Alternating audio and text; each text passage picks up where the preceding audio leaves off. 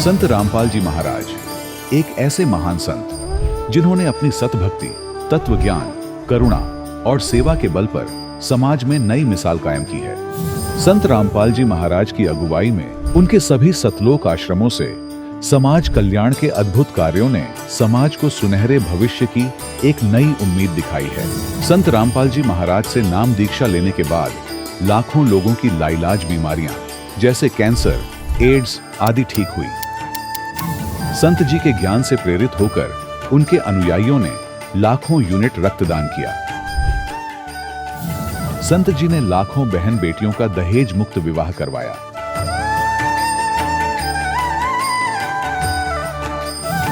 संत जी ने लाखों लोगों का नशा छुड़वाया, करोड़ों उजड़े परिवार बसे। संत जी के आश्रमों में समागम के दौरान निःशुल्क नेत्र चिकित्सा, दंत चिकित्सा प्रदान की जाती है। संत रामपाल जी महाराज द्वारा समय समय पर पर्यावरण संरक्षण के उद्देश्य से बड़े स्तर पर वृक्षारोपण किया जाता है। संत जी ने जरूरतमंदों को तत्काल राहत पहुंचाने के लिए एम्बुलेंस सेवा शुरू की। संत जी अपने अनुयायियों को देहदान के लिए प्रेरित करते हैं, जिससे मानवता की सेवा और चिकित्सा क्षेत्र में सुधार हो सके।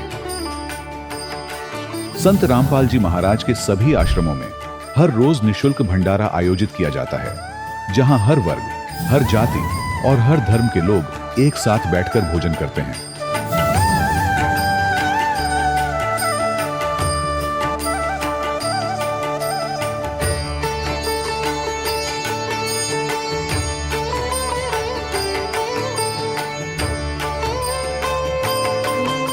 संत रामपाल जी महाराज की अन्नपूर्णा मुहिम ने गरीब और बेसहारा लोगों के जीवन में एक नई ऊर्जा और उम्मीद को जन्म दिया है।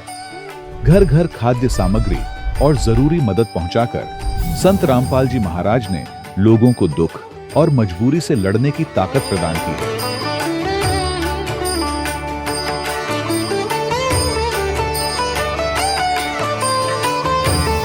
संत रामपाल जी महाराज द्वारा गरीब लोगों के लिए घर बनवाने का अद्भुत कार्य एक ऐसी मिसाल कायम कर रहा है जो सदियों सदियों संत जी की उदारता और दया भावना के तौर पर जाना जाएगा।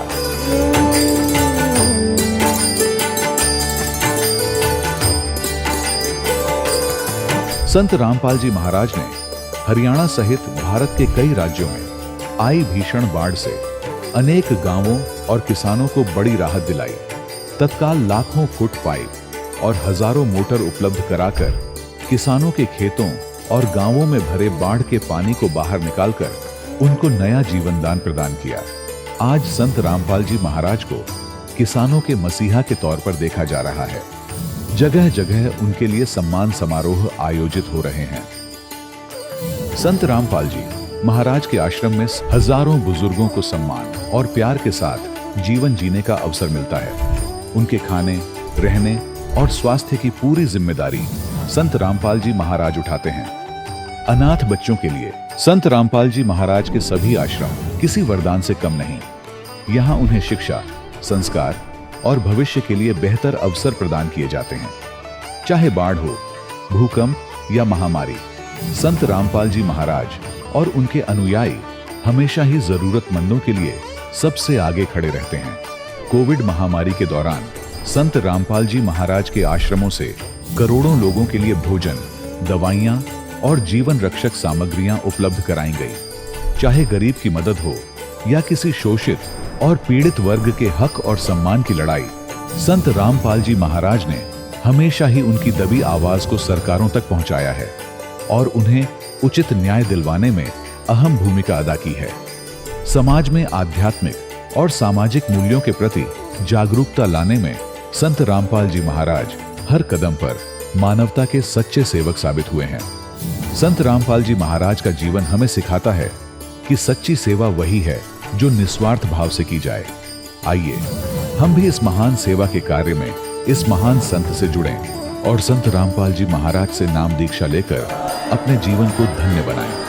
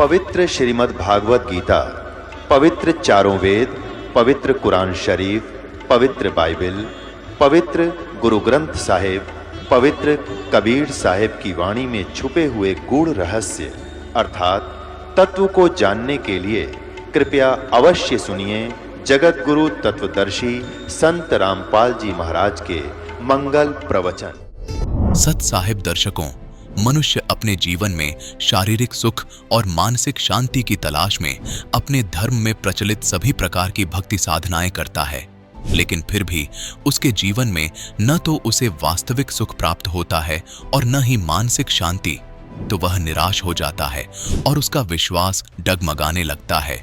दर्शकों, कुछ ऐसी ही कहानी थी महाराष्ट्र के रहने वाले जगदीश सुतार जी की। जगदीश सुतार जी ने अपने जीवन में अनेक प्रकार की भक्ति साधनाएं अपनाई, लेकिन फिर भी इन्हें दुख और प्रेत बाधा जैसी परेशानियों से किसी भी प्रकार की राहत नहीं मिली। लेकिन दर्शकों, आज जगदीश सुतार जी का कहना है कि जब से मुझे संत रामपाल जी महाराज की शरण मिली है, तब से मेरे जीवन के सारे दुख और परेशानियां समाप्त हो गई हैं।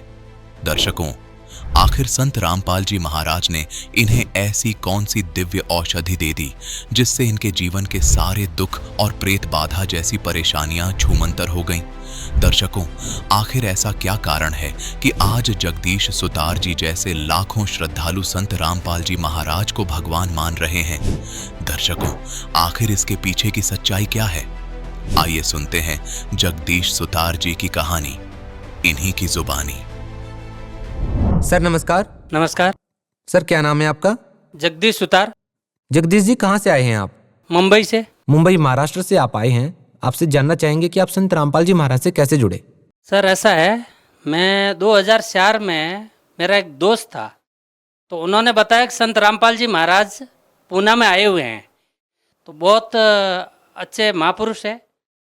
तो मैं बोला आप आ जाओ, एक बार सत्संग सुनो उनका, आपको अगर अच्छा लगे तो फिर आप नाम दीक्षा लेना। तो मेरा क्या हुआ कि बहुत लेट पहुंचा, सत्संग पूरा हो चुका था, तो मैं थोड़ा लेट पहुंचा। तो जब सत्संग पूरा हो गया, मेरे नाम लेने की इच्छा हो गई, क्योंकि गुरुजी से मिलने को गया रामपाल जी महाराज से, तो नाम दीक्षा लेने की इच्छा हो गई। तो मैंने बोल दिया मेरे को नाम तो दे दो। तो बोला पहले किससे जुड़े थे? तो मैं पहले जुड़ा था मैं आसाराम जी बापू से। तो सतगुरु रामपाल जी महाराज ने बताया कि भाई आपको ये नियम फॉलो करना पड़ेगा। तो बोला जी करेंगे। तो मैंने 2004 में सतगुरु रामपाल जी महाराज से नाम तो ले लिया। फिर उसके बाद में सत्संग नहीं सुना था, किसी के कहने से मैंने तो नाम तो ले लिया। फिर नाम लेने के बाद में मैं घर गया, 7-8 दिन सतगुरु रामपाल जी महाराज की जो बताई हुई भक्ति विधि थी उनके अनुसार मैंने भक्ति की। धीरे धीरे जैसे सतगुरु रामपाल जी महाराज ने मेरे को जो भक्ति बताई थी वो भक्ति मैं करता रहा, 7-8 दिन किया और फिर मैंने वो नाम छोड़ दिया। तो भक्ति छोड़ दी, तो छोड़ देने के बाद में फिर से वापस वही जो पहले करता था आसाराम जी बापू वाली भक्ति करना चालू हो गया।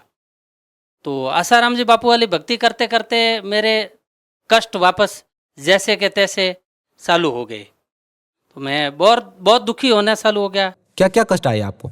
मेरे अंदर प्रेत बाधा आ गई, मेरे में प्रेत आ गए, मेरे वाइफ में भी भूत सताने चालू हो गए, मेरे बच्चे में भी प्रेत सताने चालू हो गए, बहुत कष्टों के ऊपर कष्ट आने चालू हो गए। उसके बाद आपके साथ क्या हुआ? आपने संत रामपाल जी महाराज से नाम दीक्षा ली और कुछ दिन करने के बाद आपने वो साधना छोड़ दी और फिर आपने आसाराम बापू जी से नाम दीक्षा ली। उसके बाद आपको फिर से वो प्रॉब्लम आनी शुरू हो गई। जिन भूत प्रेत की बाधाओं से आप पहले ही पीड़ित थे, उसके बाद आप संत रामपाल जी महाराज के शरण में कैसे आए? फिर क्या हुआ कि मैं कति प्रेत बाधा सताने लगी, तो मैं इधर उधर भटकने लगा। सब संतों के पास में कोई मंदिर गया, कभी रामदेवरा गया, कभी ओसियाँ गया। ओसियाँ भी हमारे कुलदेवी माता है, वो बोलते हैं कि वहाँ जाने से ठीक हो जाओगे। तो कभी किसी ने बताया कि रामदेवरा की जाके उधर अगर प्रसाद चढ़ा के आ जाओगे तो ठीक हो जाओगे, उधर भी गया। उसके बाद में मैं एक इधर जालोर साइड में एक और स्थान है, वहाँ पे भी एक कोई संती है, उनके पास में भी गया। उनके बताई हुई साधना के अनुसार भी मैंने भक्ति की। फिर भी मैं दिन ब दिन कंडेम होता गया, मेरा मतलब शरीर एकदम सूख गया, मेरी वाइफ का भी शरीर कति कंडम हो गया, मेरे बच्चे के अंदर मतलब ऐसे प्रेत आते थे, मतलब जैसे बिस्तर पे सोया है और सोए सोए को एकदम ऐसे दर्द होता था कि 2-2 फुट ऐसे ऊपर कूदता था। तो हम डॉक्टर के पास में गए, हमारे पास में और कोई रास्ता भी तो नहीं था।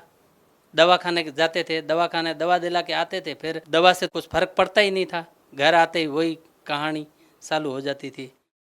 फिर ऐसे भटकते भटकते हमने कम से कम तो 2004 से लगा के 2011 तक बहुत धक्के खाए। मुंबई में मेरा घर था, मेरा मुंबई में घर बिक गया और शरीर से मैं कति कंडम हो गया। मैं बीच में मेरे को प्रेत 2007 में प्रेत सताने चालू हुए, तो मेरे को घर तक जाने के लिए मैं कैसे गया मेरे को खुद को पता भी नहीं है। और मैं जाते जाते एकदम मतलब जैसे शरीर शांत होता वैसा शरीर शांत हो गया। घर वालों ने सोच लिया था कि अभी इनकी अंतिम ये आखिरी सीढ़ी है, सब इधर उधर जा जू के थक चुके थे।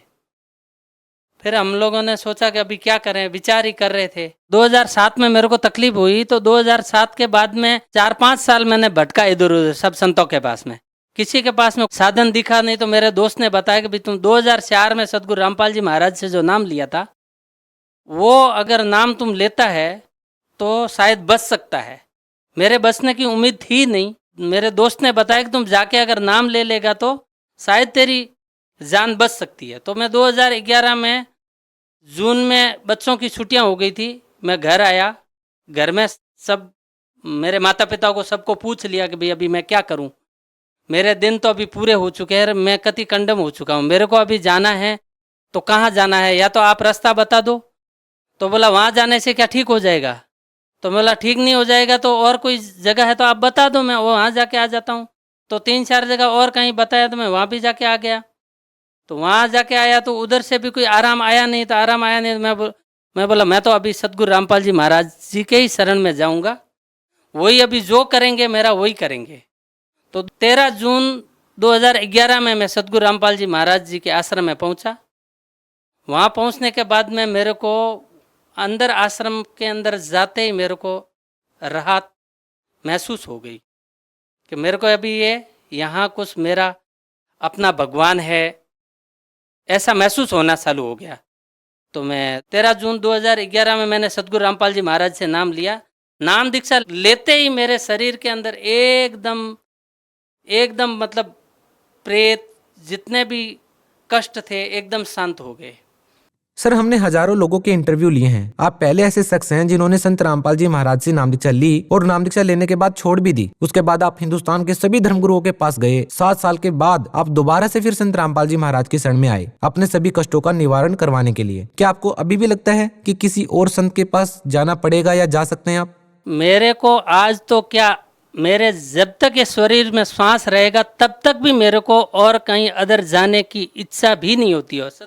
सर, क्या कारण रहा कि आप पहले वो शख्स हैं जिन्होंने संत रामपाल जी महाराज से नाम दीक्षा ली और छोड़ दी, और जिस दूसरे संत की शरण में आप गए, अक्सर हम देखते हैं कि जो दूसरे संतों से नाम दीक्षा लिए हुए होते हैं वो संत रामपाल जी महाराज की शरण में आते हैं, लेकिन आपने संत रामपाल जी महाराज से नाम दीक्षा लेकर के किसी दूसरे संत से नाम दीक्षा ली और फिर दोबारा से संत रामपाल जी महाराज की शरण में आकर के नाम दीक्षा ले लेते हैं। आखिर आपको नाम दीक्षा क्यों छोड़नी पड़ी?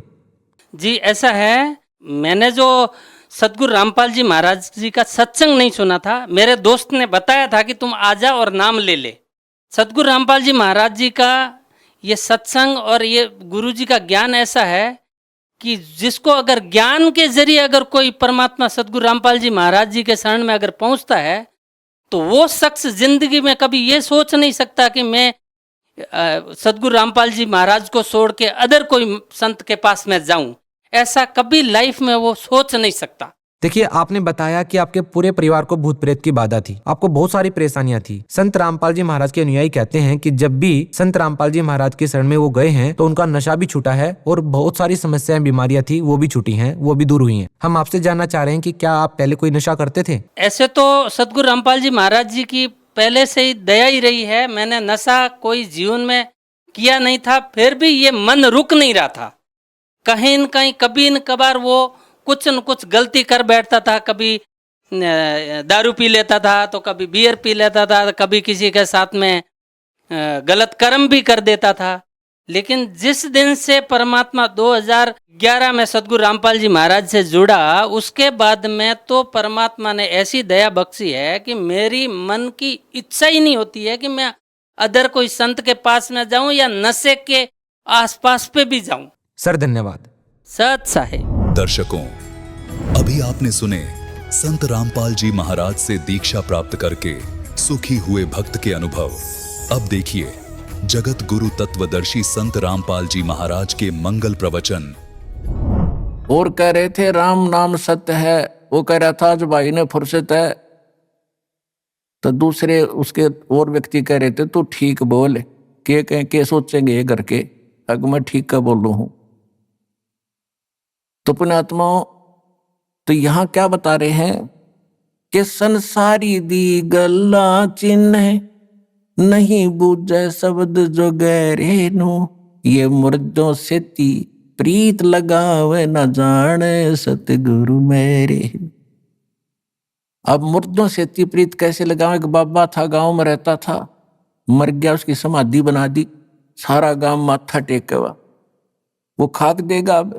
अब जैसे कोई वैद्य है, कोई डॉक्टर था और अच्छा जानकार वैद्य था, नाड़ी पकड़ के रोग बता देता था, दवाई जानता था, दे दिया, ठीक हो गया। और अब वो मर गया, मरने के बाद उसकी समाधि बना दी, मूर्ति भी बना लो उसकी, और फिर वहां उससे माथा टेकने जा और दवाई लेने जा, वो खाक दवाई देगा। ऐसा ही वैद्य खोजना पड़ेगा जैसा वो था। और वो वैद्य आज सतलोक आश्रम में है, इस पृथ्वी पर नहीं है।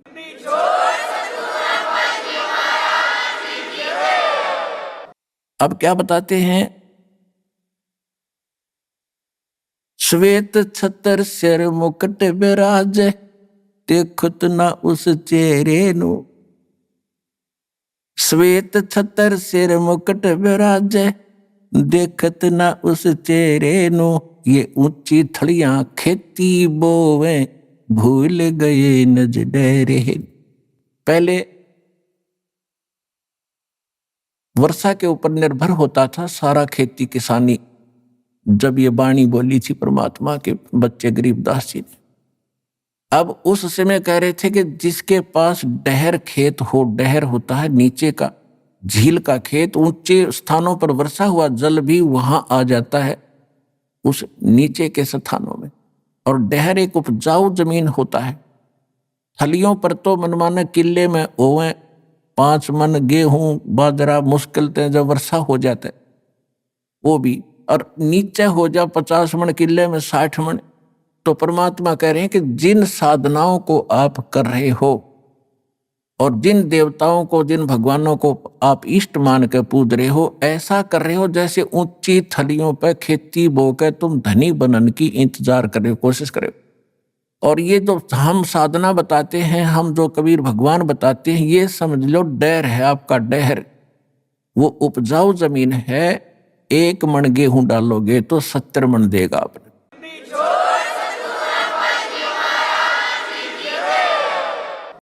श्वेत छतर सिर मुकुट विराज, देखत ना उस चेहरे नु। ये ऊंची थलियां खेती बोवे, भूल गए नज डेरे नु। ये संसार समझदा नाही, कहंदा श्याम दोपहरे नु। अपना आत्माओं देखो कैसा हमारे साथ बना हुआ है। अब जैसे कोई रिलेटिव है, रिश्तेदार, और कोर्ट में चला गया, कचहरियों में, आगे रिश्तेदार मिल गया, तो हम क्या करते हैं? हेलो, और ठीक हो, हाथ मिलाओगे? हाँ जी ठीक ठाक, सब ठीक है। कचहरियों में ठीक ठाक का कोई से का काम नहीं, दोनों दुखी। कचहरियों में गया आदमी ठीक हो सकता है? क्या सताया हुआ या किसी ने सताया होगा? 100 चिंताएं होती हैं। आज पता नहीं गवाही की तारीख है, आज फलानी तारीख है, पता नहीं क्या होगा।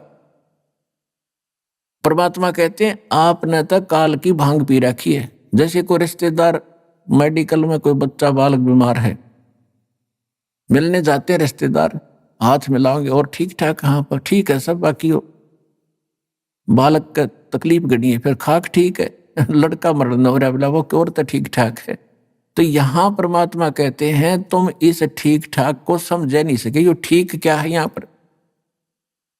अब क्या बताते हैं, जैसे एक शराब पिए पड़ा था दोपहरी में, गर्मियों का मौसम, और पसीना पसीना रेत में पड़ा, और उसको कोई कह रहा है कि उठ भाई तुझे वहां वृक्ष के नीचे बैठा देता हूं। वो कहता है छोड़ दे, मौज हो रही है। तो ये हालत हमारी इस काल के लोक में, 36 समस्या हमारे सामने, रात में लाओ जो का ठीक ठाक है, खाक ठीक ठाक है यहाँ पर। तो कहते हैं ये संसार समझदा नाही, कहंदा शाम दोपहर नू, जलती धूप ने नोगट मौज हो रही है, कति ठंडी हवा चल है।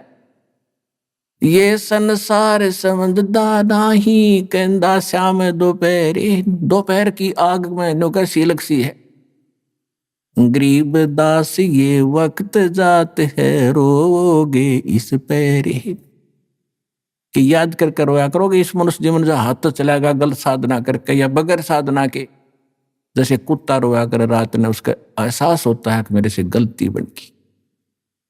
मैं तो दे दी है बालम याणे नू, मैं तो दे दी है बालम याणे नू, मैं तो दे दी याणे नू, मैं तो दे दी है बालम याणे नू। गीता और भागवत पढ़े, नहीं बूझे शब्द ठिकाने नू।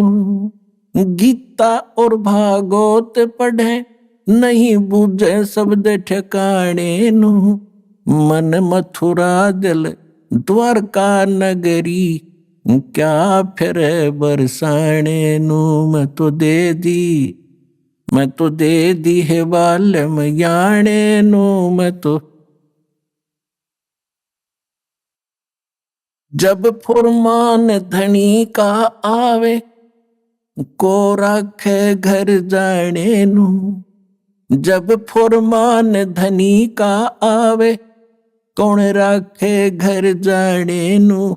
जा सतगुरु का शरणा लीजे, मेटे जम तल बाणे नू। मैं तो दे दी है बालम याणे नू, मैं तो दे दी है बालम याणे नू। उत्तर दक्षिण पूरब पश्चिम, फिरदा दाणे दाणे नू। उत्तर दक्षिण पूरब पश्चिम, फिरदा दाणे दाणे नू। सर्व कला सतगुरु साहेब की, हरि आणे नू। सर्व कला सतगुरु साहेब की, हरि आणे नू। मैं तो दे दी है बालम याणे नू, मैं तो दे दी है बालम याणे नू। जम किंकर का राज कठिन है, ना वो छोड़े राजा राणे नू। जम किंकर का राज कठिन है, नहीं छोड़े राजा राणे नू। या दुनिया दा जीवन झूठा, तुम भूल गए मर जाने नू। या दुनिया दा जीवन झूठा, भूल गए मर जाने नू। मैं तो दे दी याणे नू, मैं तो दे दी है बालम याणे नू। शील संतोष विवेक विचारो, दूर करो जुलमाणे नू। शील संतोष विवेक विचारो, दूर करो जुलमाणे नू।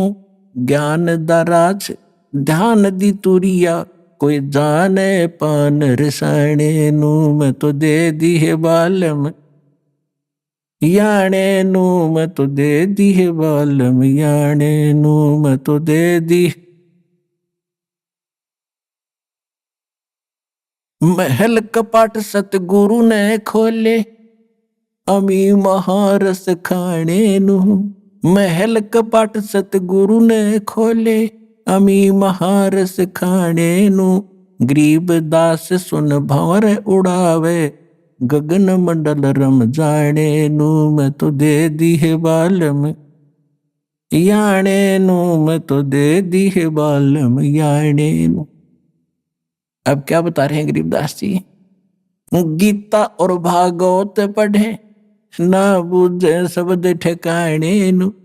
गीता पढ़ते हैं और उसने पढ़ रहे, कहते गीता पढ़े और गीता में ज्ञान क्या लिखा है कह का नहीं पता। गीता और भागवत पढ़े, नहीं बूझ शब्द ठिकाने नु, यानी ठीक जो सत्य ज्ञान है उस मंत्र को ये नहीं पूछ रहे हैं।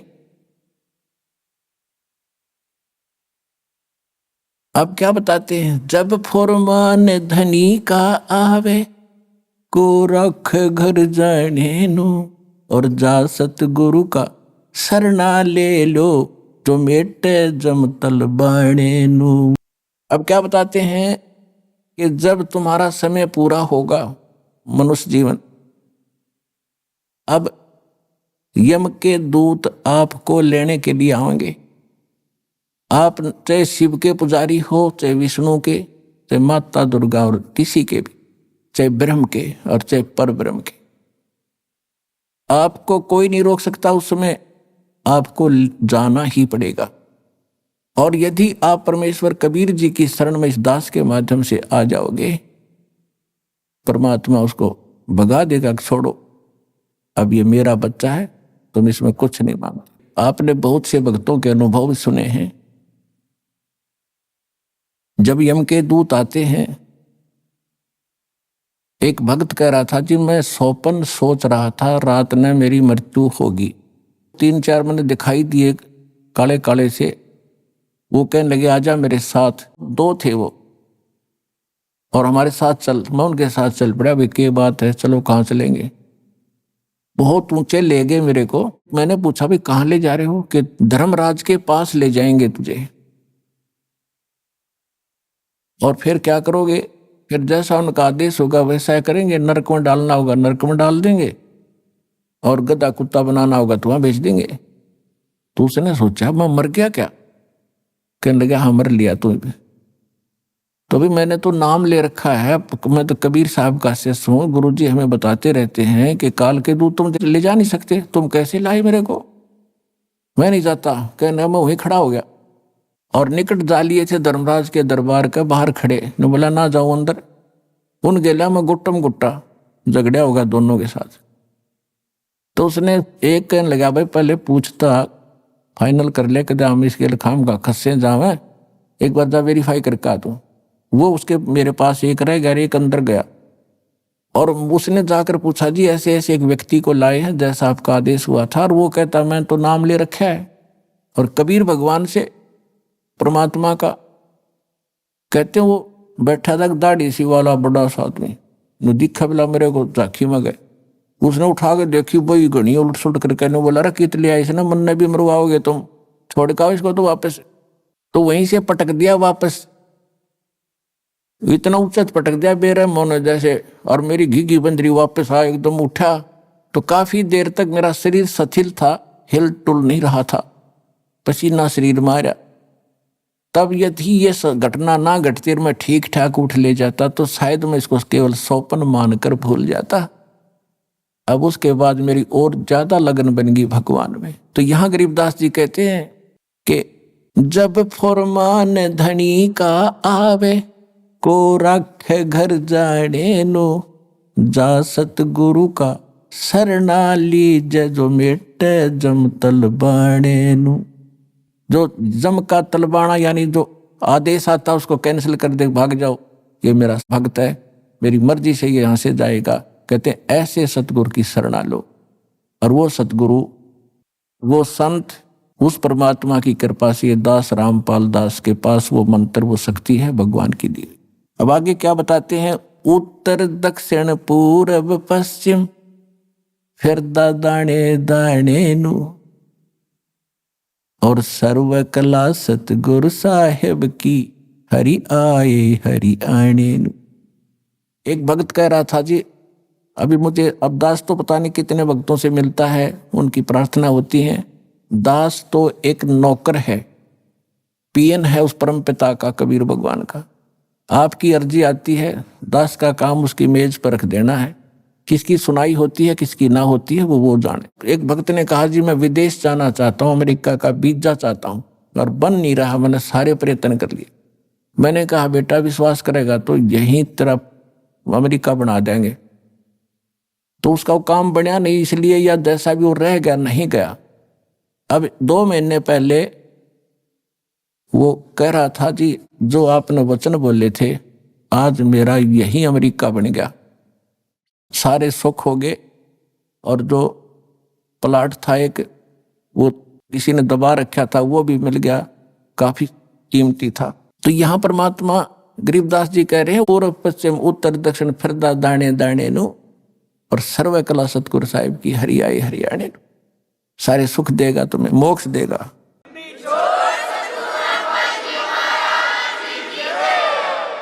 मैं तो दे दी है बाल में गूंगे नु, मैं तो दे दिए बाल में गूंगे नु। जा बालम दी मैं बल बल जावा, जो दान लगावे ओंगे नु। छाड़ा मूल फूल क्या तोड़े, कहाँ चढ़ावे सूंगे नु। दूध गऊ दा बच्चा पी गया फिर क्या कढ़ावे चूंगे नु। या तन देही विनस जात है, बहुर आनियो भूंगे नु। या तन देही हाथ न आवे, कहा करेगा रूंगे नु। नग नारायण भूल रहा है, कहा परखे मोती मूंगे नु। गरीब दास यों साखा सुख है, बीज न बोया ढूंगे नु। अब ये बिल्कुल हरियाणवी लैंग्वेज में ये शब्द है गरीबदास जी का कि मैं तो दे दी बालम गूंगे नु। यानी इसको जब सही मतलब की बात होती है तो ये साथ नहीं देता, वो बकवास करें जाएगा, बटपट बोलें जा, और मंत्र करें तो पता नहीं कहाँ कहाँ घूमने लग जाएगा। इस मन के बारे में कहा है। फिर क्या बताते हैं कि जा बालम दी बल बल जावा, जो ध्यान लगावे ऊंगे नु। यानी जब आपका मन इतना सद जाएगा, सीधा हो जाएगा कि संसारिक झंझटों को और अनुपासना को छोड़कर और परमात्मा की तरफ, यानी ऊंगे को, इंगे और ऊंगे, इधर उधर, इधर यहाँ काल के लोक में, अरूंगे ने उधर को सतलोक में। कहते उस मन की मैं बलिहारी जाऊं जो उस परमात्मा की तरफ ऊंगे को ध्यान लगाता है। और गरीब दास यों साखा सुख है, बीज न बोया ढूंगे नु। ढूंगे माने गहरा बीज ना बोने वाला, यानी ऊपरले मनते जो भक्ति करता है वह कामयाब नहीं होगी जब तक हृदय में कसक बना और सच्चे दिल से भक्ति नहीं करोगे। तो वो जो गहरा बीज बो रहे हैं उनका बीज अच्छा उगता है, और जो ऊपरे डाला वो बीज सूख जाता है, वो नष्ट हो जाता है। तो यहाँ कहते हैं गरीब दास यों साखा सुख है, बीज ना बोया ढूंगे नु। पुण्यात्माओं सौभाग्य आपका कि आपको ये अनमोल वचन सुनने को मिल रहे हैं। कहते हैं समझा है तो सिर धर पाओ, और बहुर नहीं रे ऐसा दाव। सुखदेव ने 84 भुक्ति बना पजावे खरवो, और तेरी क्या बुनियाद प्राणी तो पेंडा पंथ पकड़वो। कहते हैं सुखदेव जैसे ऋषि ने साधनाएं भी की फिर भी यहीं भटकते रहे, और तेरी क्या बुनियाद प्राणी, छोटी मोटी साधना अनुपासना करके आप मोक्ष चाहते हो तो पेंडा पंथ पकड़वो। कौन सा पंथ, कौन सा मार्ग? जो सतगुरु ज्ञान देता है उसको ग्रहण करो। अपने आत्माओं, एक परमात्मा की महिमा को समझने के लिए आपको थोड़ा सा समय की आवश्यकता पड़ेगी, क्योंकि जब तक हम समय नहीं निकालेंगे तो कुछ भी काम नहीं कर सकते। आप बच्चों को शिक्षा के लिए भेजते हो, 15, 20, 22 वर्ष तक बच्चे को फ्री छोड़ देते हो, बेटा या बेटी, और पैसा भी लगाते हो। किस लिए? क्योंकि आप परिचित हो इस बात से कि लड़का लड़की शिक्षित हो गया तो इसका रोजी रोटी ठीक मिल जाएगी, अच्छी बात है। और इसी प्रकार जब आपको इस बात का ज्ञान होगा कि मनुष्य जीवन किस लिए प्राप्त हुआ है, इसका मूल उद्देश्य क्या है, तो आप फिर इतना ही जोर, इतना ही समय और समर्पण इस साइड में होगे। और उधर जैसे लड़के पढ़ गए, खूब MA BA PhD CA कर लिया, और नौकरी कौन सी सबको मिलेगी, और फिर भी हम पढ़ा के छोटे बच्चों को, तो कहने का भाव यह कि उसमें हानि भी हो सकती है। और फिर भी इतना हम प्रयत्न कर रहे हैं तो इसमें हानि हो ही नहीं सकती। लड़का लगो चाहे लड़की भक्ति मार्ग पर, सारे ठाठ भगवान करेगा, या जो रोटी भी देगा और उसकी रक्षा भी करेगा, और मोक्ष भी मिलेगा, सदा के लिए सुख भी होगा।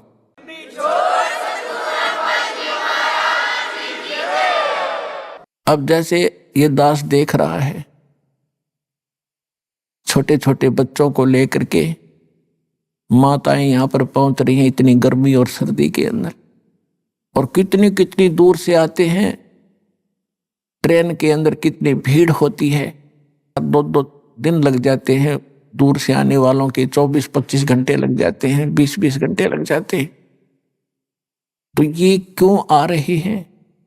जैसे किसान, खासकर हरियाणा क्षेत्र में हम देखा करते थे, हमारे पिताजी और अन्य गांव के लोग, रात्रि के समय खेत में किसान का नहर से पानी का नंबर आ जाता है, रात के 12 बजे, जनवरी का महीना, और शीत लहर चल रही होती है। अब हम तो कमरे बंद करके खिड़की द्वार सारे रजाई ओढ़ कर सोना पड़ता है कि ठंड ना लग जाए, और किसान एक कंबल खेस ओढ़ के और खेत में पहुंच जाता रात के 12 बजे उसी शीत लहर में। वो बिल्कुल आलस नहीं करता, और जब उसके नंबर आता है नहर से पानी लगाने का, उस कंबल खेस को भी उतार के नीचे रख देता साइड में, और जल के अंदर घुटनों पानी में बढ़कर कस्सी से वो पानी बंद करता है। अब वो किस लिए कर रहा है ऐसा काम? उसको मालूम है कि यदि आज मैं पानी सिंचाई करने नहीं गया और मेरा नंबर कट जाएगा, फिर ये नंबर मिलेगा नहीं, इतने मेरी फसल सूख जाएगी और मेरे बच्चे भूखे मर जाएंगे, मैं निर्धन हो जाऊंगा। क्योंकि किसान उस प्रोसेस से, उस प्रोसीजर से पूर्ण परिचित है, इसलिए वो ना ये देखता तेरा नमूनिया हो जाएगा, रात के समय ये भी नहीं देखता कोई सांप काट जाएगा, नहीं, वो काम करके छोड़े तो सफल हो गया। इसी प्रकार यहां वही आ सकते हैं जो उस किसान की तरह इतने प्रभावित हो चुके हैं और संतोष हो चुका है और उनको पूरा ज्ञान हो चुका है कि ये काम तब करना ही पड़ेगा, चाहे मरे चाहे जीवे। पर भगवान के भगत मरा नहीं करते, जिया करते हैं और सदा सुख मिला करते। इसलिए कहा है कि ये संसार समझदा नाही, कहंदा श्याम दोपहरे नू, गरीबदास ये वक्त जाते रोगे इस पैरे। समझा है तो सिर धर पाओ और बहुर नहीं रह सकता। अपने भाई बहनों को भी समझाओ, सारे संसार में ज्ञान फैलाओ, सारा विश्व सुखी होगा, सबको मोक्ष मिलेगा। ये वो टाइम आ गया है।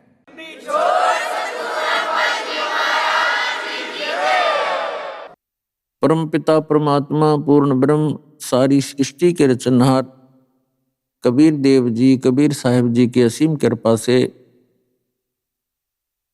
आप सभी पुण्यात्माएं सत्संग सुनने के लिए उपस्थित हुए हैं। सत्संग में आने से प्राणी को ज्ञान होता है कि मानव शरीर परमात्मा ने इस प्राणी को किस लिए प्रदान किया है। जब तक हम सत्संग में नहीं आते तो हम जो कर्म, जो क्रियाएं हम कर रहे होते हैं, उनको अंतिम मानकर ही हम करते रहते हैं। जब हम सत्संग सुनते हैं तो उस समय हमें अपने अस्तित्व का ज्ञान होता है, मनुष्य जीवन के उद्देश्य का ज्ञान होता है। उससे पहले जो क्रियाएं हम कर रहे होते हैं वो ऐसी ही क्रियाएं होती हैं जो अन्य प्राणी भी करते हैं, जो पशु पक्षी, अन्य जलचर वो भी यही क्रियाएं करते हैं, संतानों उत्पत्ति, उनकी परवरिश, उनके अंदर मोह ममता, और सारा जीवन उसी क्रिया में अपना वो व्यतीत कर जाते हैं। मानव भी यही क्रियाओं को करके अपना जीवन व्यतीत कर जाता है। सत्संग में आने से पता चलता है कि परमात्मा ने ये दया इस प्राणी पर, मनुष्य शरीर की, किस लिए बख्शी है, और सत्संग उसे कहते हैं जिसमें यथार्थ ज्ञान हो। यथार्थ ज्ञान का हम कैसे निर्णय करें, वो यथार्थ है या गलत है, व्यर्थ है, उसके लिए कोई आधार बनाना पड़ता है। आज तक जितने भी धर्म बने हैं उनका कोई ना कोई सदग्रंथ है, और कुछ वर्तमान के अंदर काल प्रेरणा से दिग्भ्रष्ट संत बन गए हैं। वो क्या कहते हैं कि जो संत बोल देते हैं, जो संत ज्ञान देते हैं, वही सच्चा होता है। वो साथ में ये भी कहते हैं कि जैसे वेद भी, गीता भी, पुराण भी, कुरान और बाइबल भी, ये भी किसी ने बोले हैं, और इसी प्रकार हमारे गुरुजी ने जो ज्ञान दिया है तो वो भी तो संत हैं। तो पुण्यात्माओं, ये भूल सत्संग से मिटती है कि जो सदग्रंथ हम मानते हैं वो किसी व्यक्ति विशेष के बोले हुए नहीं है। जैसे वेदों और गीता और पुराणों को हम अज्ञानतावश ये मानते हैं कि वेद व्यास जी ने बोले और लिखे हैं। लिखे तो वेद व्यास जी ने हैं, लेकिन उनके बोलने वाली अन्य शक्ति है। जैसे पवित्र चारों वेद और पवित्र श्रीमद् भगवत गीता, ये परमात्मा का दिया हुआ ज्ञान है, किसी व्यक्ति विशेष का बोला हुआ नहीं है। अभी आपने सुने संत रामपाल जी महाराज के मंगल प्रवचन। आइए अब सुनते हैं संत रामपाल जी महाराज से नाम दीक्षा लेकर सतभक्ति करके अद्भुत लाभ प्राप्त करने वाले अनुयायी के विचार।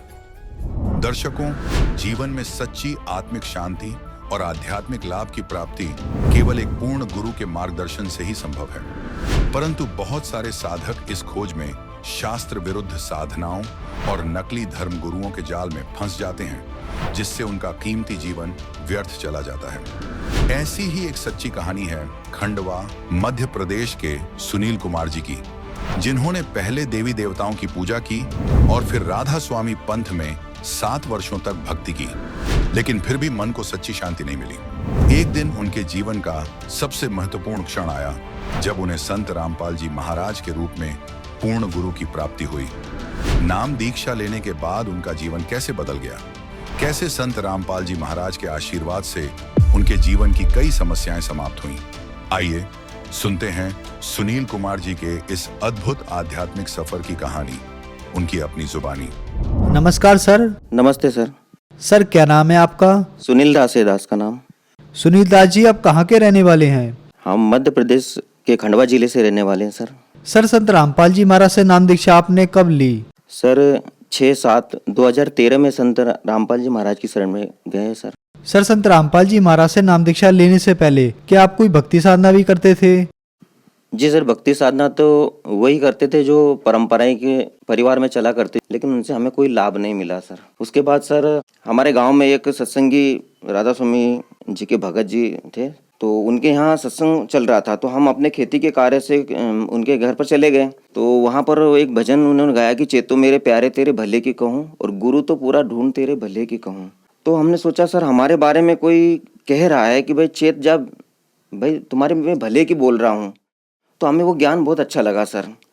तो धीरे धीरे फिर हम वो राधा स्वामी बाग आगरा से नाम दीक्षा ले लिए सर हमने। उन्होंने धुन्यात्मक नाम दिया कि धुन्यात्मक नाम जो कान बंद करके और उसकी धुन सुनो। सतलोक में परमात्मा की अखंड धुन चल रही है, घंटे शंख की धुन बज रही है, तो हम उसी में लग गए सर।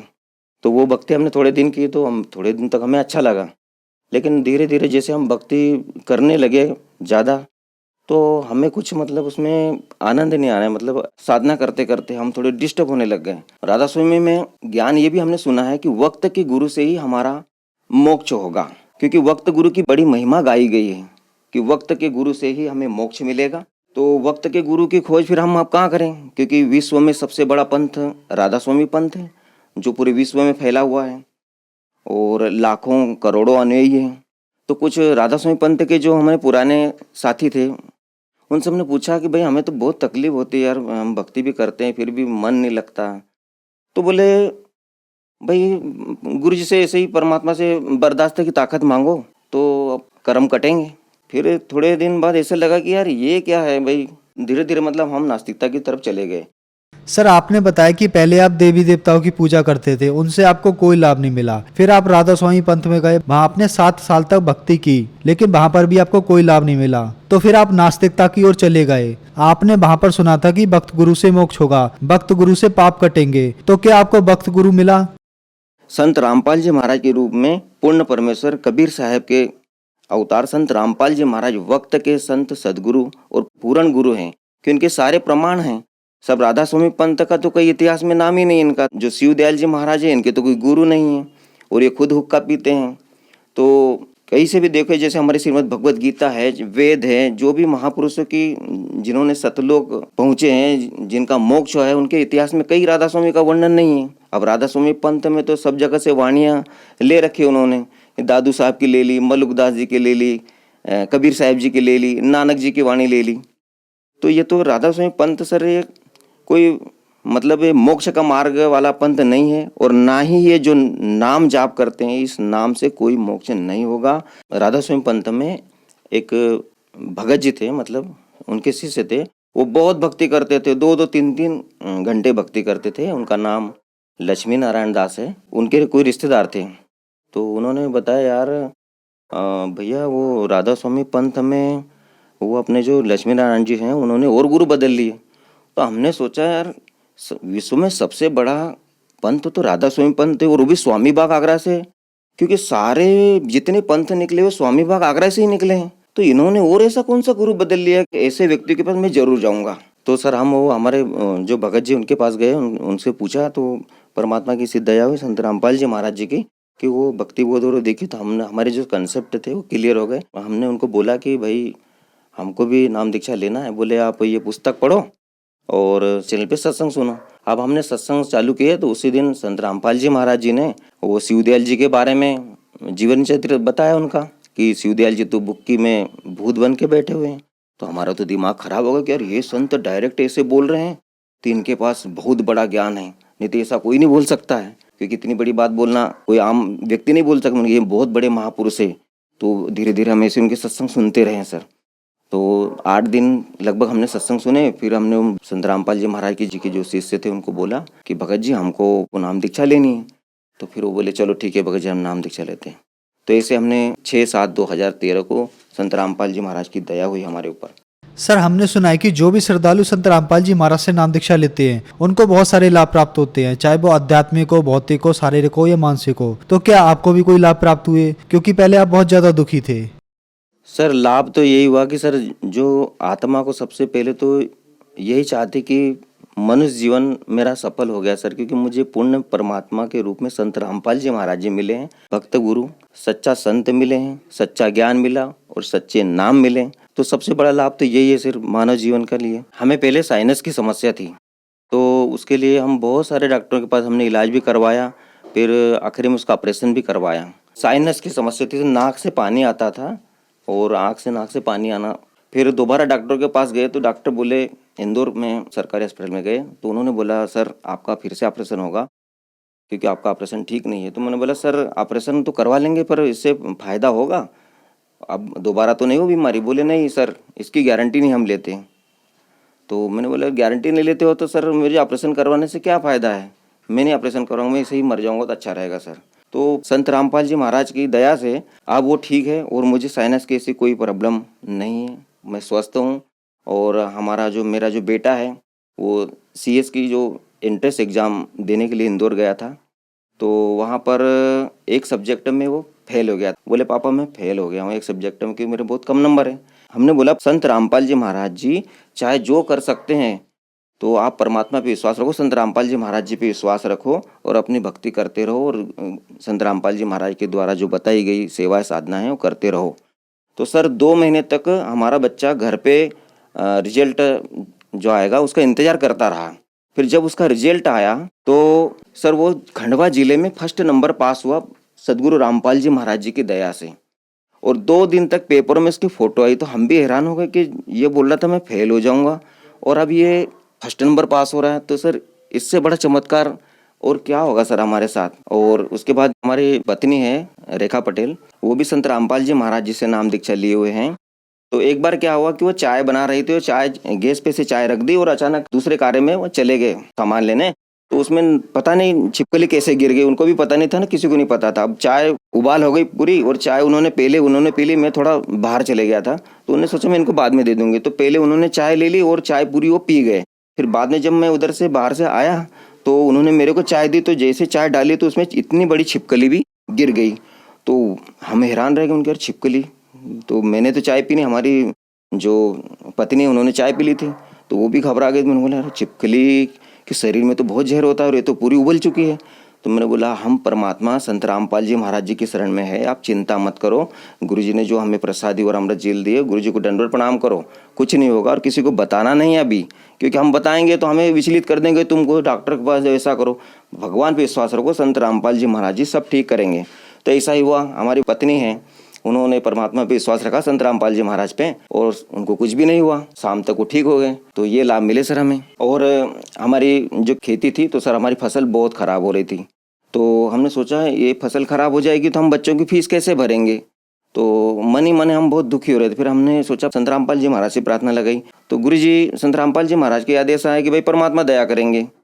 तो भगत जी मालिक ने ऐसी दया करी कि हम ये सोच रहे थे कि इसमें 50,000 की फसल निकल आएगी तो ये बच्चों की फीस भर जाएंगे।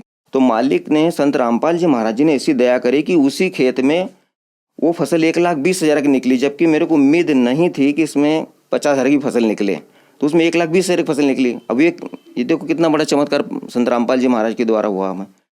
और उसके बाद हमारी गाय बीमार हो गई थी, हम सुबह दूध निकाल के लाए और घर पे चले गए, बाड़ा थोड़ा सा दूर है। तो वहाँ से आए तो गाय को देखा तो गाय बहुत फूल गई थी और मतलब वो तो तड़प रही थी इससे भयंकर तरीके से। तो हमारी पत्नी आई और वो रोने लग गई कि देखो गाय तो तड़प रही है, तो मर जाएगी ऐसा लग रहा है। फिर हम आए तो हमने सोचा यार ये तो गाय बहुत बीमार हो गई, क्या करें अब। तो वैसे हमने आश्रम प्रार्थना लगाई संत रामपाल जी महाराज से, तो गुरु जी के आदेश हुए हैं संत रामपाल जी महाराज के, भाई परमात्मा दया करेंगे। फिर हम 2 घंटे बाद गाय को देखने के लिए गए तो भगत जी वो स्वस्थ ऑटोमेटिक खड़ी हो गई और आराम से बैठ के चारा खा रही थी। संत रामपाल जी महाराज ने बहुत सारे लाभ दिए और छोटे मोटे लाभ तो संत रामपाल जी महाराज जी में देते रहते हैं भगत जी। सर संत रामपाल जी महाराज से नाम दीक्षा लेने के बाद आपको बहुत सारे लाभ प्राप्त हुए, तो जो श्रद्धालु आज आपको देख रहे हैं, खास करके राधा स्वामी वाले श्रद्धालुओं के लिए, उनके लिए आप क्या कहना चाहेंगे? सर जितने भी राधा स्वामी पंथ वाले हैं, जो भी मेरे भाई हैं उस पंथ से जुड़े हुए हैं, मैं उनसे यही हाथ जोड़ के प्रार्थना करना चाहता हूँ कि संत मार्ग में ये हुक्का पीना और ये नशा करना ये तो मना ही किया। और जो राधा स्वामी पंथ के मुखिया शिव दयाल जी हैं खुद हुक्का पी रहे हैं, तो ये तो कहीं इसका प्रमाण नहीं है। जैसे कि परमात्मा बताते हैं कि जो हमारे अंदर देवी देवताओं के कमल बने हुए हैं, इन कमलों में तो ये जो गुटखा पाउच तम्बाकू सुपारी ये तो सब ये कमलों को बंद करते हैं, तो हमें सतलोक जाने का रास्ता कैसे खुलेगा? हम तो रास्ते बंद कर रहे हैं, तो हमारा मोक्ष कैसे होगा? तो ये ज्ञान राधा स्वामी वाला ज्ञान और ये मंत्र मोक्ष मार्ग के नहीं है। आपसे एक ही निवेदन है कि कृपया एक बार शांतिपूर्वक संत रामपाल जी महाराज जी द्वारा सृष्टि की रचना अवश्य सुने और अपने सदग्रंथों से मिलाए, क्योंकि हमारे सदग्रंथ बहुत पुराने हैं। श्रीमद् भगवद गीता 5,500 साल पुरानी है, हमारे सदग्रंथ बहुत पुराने हैं, उसमें राधा स्वामी का वर्णन कहीं नहीं है। कहाँ से पूर्ण गुरु और पूर्ण संत हो गए? पूर्ण परमात्मा तो कबीर साहब जी हैं, जिनका सारे वेद गीता सब में प्रमाण है। तो मैं हाथ जोड़कर यही निवेदन आपसे करना चाहूँगा कि इस ज्ञान को धैर्य से पूर्वक एक बार जरूर सुने, किसी प्रकार का अहंकार अभिमान ना करे, क्योंकि मनुष्य जन्म दुर्लभ है, मिले ना बारंबार, तरवर से पत्ता टूट गिरे फिर बहुत न लगता डार। ये मनुष्य जन्म हाथ से छूट जाएगा, उसके बाद हम बहुत बैठ के रोया करेंगे, पछताया करेंगे आप। तो आप सभी से यही निवेदन है कि एक बार संत रामपाल जी महाराज के द्वारा बताई गई सृष्टि रचना जरूर सुने, क्योंकि संत रामपाल जी महाराज ही इस विश्व में पूर्ण संत हैं। क्योंकि पूर्ण संत का ही नारा है कि जीव हमारी जाति है, मानव धर्म हमारा, हिंदू मुस्लिम सिख ईसाई धर्म नहीं कोई न्यारा। ये पूर्ण संत का उद्देश्य है। आज तक कोई पूर्ण संत नहीं है, सब अपने अपने अलग अलग धर्म मजहब की बात करते। पूर्ण संत तो संत रामपाल जी महाराज जी हैं, तभी तो वो बोल रहे हैं कि जीव हमारी जाति है, हमारी जात बता दी, हम जीव जाति है और मानव धर्म हमारा है, हिंदू मुस्लिम सिख ईसाई धर्म नहीं कोई नहीं आ रहा है, हम सब एक धर्म के बच्चे हैं परमात्मा के। लेकिन हमें अभी तक ये ज्ञान बताने वाले कोई थे ही नहीं, तो सच्चे संत हुए कहाँ से वो जो ये ज्ञान नहीं बता सके कि हम एक पिता की संतान हैं, हमारे सबके मालिक एक हैं। तो कहाँ से सच्चे संत हो गए? सच्चे संत तो संत रामपाल जी महाराज है। उनका एक बार ज्ञान सुनो और उनसे नाम दीक्षा लेकर अपना मोक्ष करवाओ। सर, संत रामपाल जी महाराज के अनुयायियों की संख्या तेजी से बढ़ रही है, इसके पीछे क्या कारण है? सर, आज देखो पढ़ा लिखा समाज है और कोई अंधविश्वास वाला काम नहीं है। सर, हम आज शिक्षित हैं तो हम अपने सदग्रंथों को देख सकते हैं। संत रामपाल जी महाराज प्रतिदिन बहुत सारे चैनलों पे दिखा रहे हैं कि भाई गीता में ये लिखा है, वेदों में ये लिखा है, इसमें ये लिखा है, ये महापुरुषों ने ये मंत्र जाप किए हैं, इनसे इनका मोक्ष हुआ है। तो ये सच्चाई जनता तक पहुंच रही है और जनता जाग रही है, समझ रही है, क्योंकि आज सब एजुकेटेड हैं। हम किसी के बहकाव में नहीं आएंगे आज कि हम ऐसा कर लो ऐसा कर लो, नहीं। हम अपने सदग्रंथों को देख रहे हैं। कोई पढ़ाई का उद्देश्य तो हमारा यही है ना, हम पढ़े लिखे हैं तो हम कम से कम इतना तो समझ सकते हैं कि हमारी जो गीता जी, पहले हम क्या करते थे, हमने जैसे किसी ने बताया भाई गीता जी का एक पाठ कर लो, एक पन्ना पढ़ लो, तुम्हारा उद्धार हो जाएगा। बोले ये क्या बात? अरे परमात्मा बताते हैं गीता जी जो बता रहे वैसी साधना हम करेंगे तो हमारा मोक्ष होगा। और गीता जी में बताया है कि अर्जुन तो सर्वभाव से परमेश्वर की शरण में जा, जिसकी कृपा से तो परम शांति और परम धाम को प्राप्त होगा। और जहाँ जाने के बाद साधक कभी जन्म मृत्यु में नहीं आते। तो वो परमात्मा कौन है? आप खोजो ना, वो परमात्मा कौन है जिसकी शरण में जाने के बाद हम कभी जन्म मृत्यु में नहीं आते।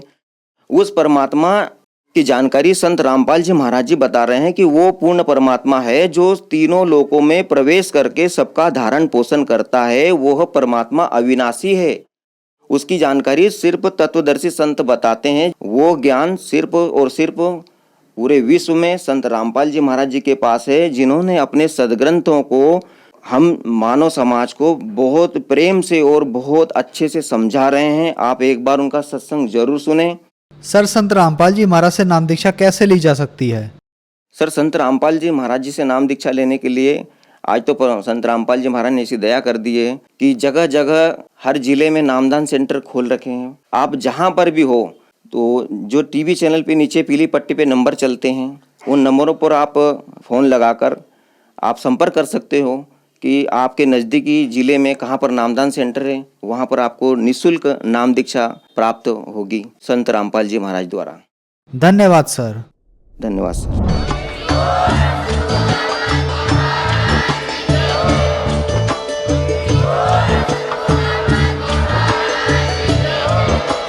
आप सुन रहे थे जगत गुरु तत्वदर्शी संत रामपाल जी महाराज जी के मंगल प्रवचन। अधिक जानकारी के लिए विजिट कीजिए हमारी वेबसाइट www.jagatgururampalji.org। संत रामपाल जी महाराज जी के शुभ आशीर्वाद से पूरे विश्व भर में 500 से भी ज्यादा नाम दीक्षा केंद्र हैं, जिन पर संत रामपाल जी महाराज जी द्वारा ऑनलाइन निःशुल्क नाम दीक्षा दी जा रही है। अपने नजदीकी नाम दीक्षा केंद्र का पता करने के लिए संपर्क करें 91 888 291 4911।